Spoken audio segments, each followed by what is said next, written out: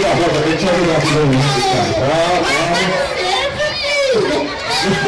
Dona Nani, o que é isso aí? O que é isso que ela está fazendo aqui? É panelinha. Panelinha? Pra que serve essa panelinha, mano? Pra fazer doce, filho. Fazer doce de quê? Olha, tu vai fazer um faz doce. É. Parece que é besta. Dona Nani, a senhora tem uma música que virou sucesso já. Já tem. É. Mas você vai cantar aqui pra gente, não? Eu posso até cantar. Mas o pessoal vai ajudar, pode ajudar, né? Só se vocês ajudarem, né? Vocês vão ajudar, gente? Pera, deixa eu falar, ué. Vai. Uai, você tá tudo mesmo? Peraí. Cadê? Deixa eu... Tá aqui, menino. Como é o bebezão da rádio? Ei, eu te despacho.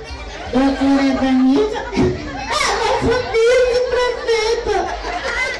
Olha que eu te olho, filha. Eu te despacho aqui. Vocês podem me dar espaço? O que dá espaço pra quê, dona Nani? Eu vou fazer uma coreografia. Cuidado. Peraí, filho. Eu preciso mais espaço. Dá licença, gente. Deixa eu fazer minha coreografia, não. Coreografia, menino. Desculpa aí, não. Amanhã é dia do surdo. Não escuta, não, é? Ué, eu vou cantar a primeira parte, depois vocês cantam a segunda, tá? Como é que eu faço? Eu vou largar a panelinha. Essa panelinha aqui não vale nada, não. Segura aqui. Arruma o microfone, menino. É assim, ó.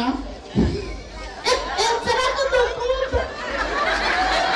É mulher de garra. Tem muita gente me olhando, amigo. É uma mulher de garra. Olha, a Vanessa falou que eu sou mulher de garra. Eu sou igual ela.